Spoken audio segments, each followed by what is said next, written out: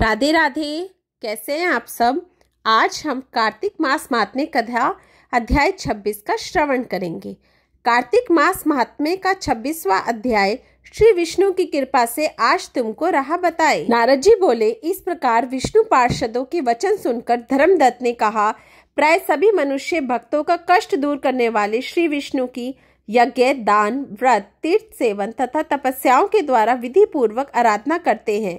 उन समस्त साधनों में कौन सा ऐसा साधन है जो भगवान विष्णु की प्रसन्नता को बढ़ाने वाला तथा उनके सामीप्य की प्राप्ति करने वाला है। दोनों पार्षद अपने पूर्व जन्म की कथा कहने लगे।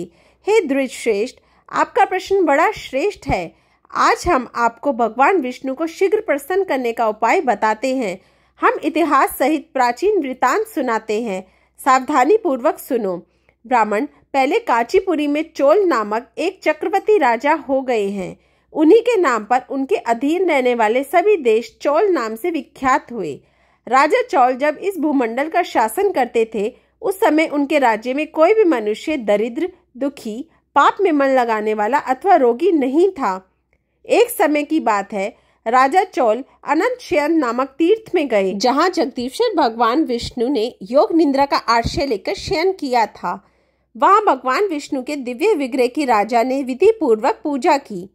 दिव्य मणि, मुक्ता फल तथा सुवर्ण के बने हुए सुंदर पुष्पों से पूजन कर साष्टांग प्रणाम किया। प्रणाम करके ज्यों ही बैठे, उसी समय उनकी दृष्टि भगवान के पास आते हुए एक ब्राह्मण पे पड़ी, जो उन्हीं की कांची नगरी के निवासी थे। उनका नाम विष्णुदास था। उन्होंने भगवान की पूजा के लिए अपने हाथ में तुलसी दल और जल ले रखा था। निकट आने पर उन ब्राह्मण ने विष्णु सूक्त का पाठ करते हुए देवादिदेव भगवान को स्नान कराया और तुलसी की मंजरी तथा पत्तों से उनकी विधि पूर्वक पूजा करी। राजा चोल ने जो पहले रत्नों से भगवान की पूजा की थी, वह सब तुलसी पूजा से ढक गई। यह देखकर राजा कुपित होकर बोले, विष्णुदास, मैंने मणियों तथा सुवर्ण से भगवान की पूजा की थी, वह कितनी भी शोभा पा रही थी। तुमने तुलसी दल का चढ़ाकर उसे ढक दिया। बताओ ऐसा क्यों किया? मुझे तो ऐसा जान पड़ता है कि तुम दरिद्र और गंवार हो, भगवान विष्णु की भक्ति को बिल्कुल नहीं जानते। राजा की ये बात सुनकर द्विजश्रेष्ठ विष्णुदास ने कहा, राजन, आपको भक्ति का कुछ भी नहीं पता, केवल राजलक्ष्मी के कारण आप घमंड कर रहे हैं। बतलाइए तो, आज से पहले आपने कितने वैष्णव व्रतों का पालन किया है? तब नृपश्रेष्ठ चोल ने हंसते हुए कहा, तुम तो दरिद्र और निर्धन हो, तुम्हारी भगवान विष्णु में भक्ति ही कितनी है। तुमने भगवान विष्णु को संतुष्ट करने वाला कोई भी यज्ञ और दान आदि नहीं किया, और ना पहले कभी कोई देव मंदिर ही बनवाया है।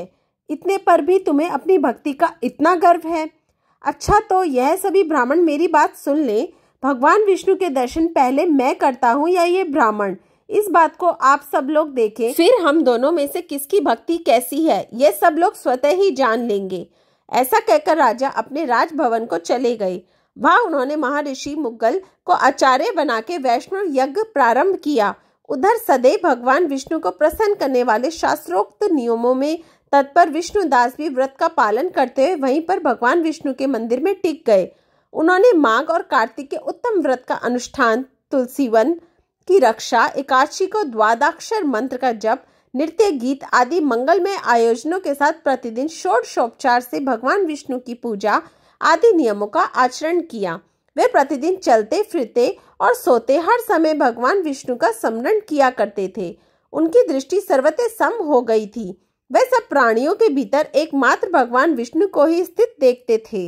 इस प्रकार राजा चोल और विष्णुदास दोनों ही भगवान लक्ष्मीपति की आराधना में संलग्न थे। दोनों ही अपने अपने व्रत में स्थित रहते थे और दोनों की ही संपूर्ण इंद्रियां तथा समस्त कर्म भगवान विष्णु को समर्पित हो चुके थे। इस अवस्था में उन दोनों ने दीर्घ काल व्यतीत किया। कार्तिक मास कथा अध्याय 26 समाप्त। राधे राधे।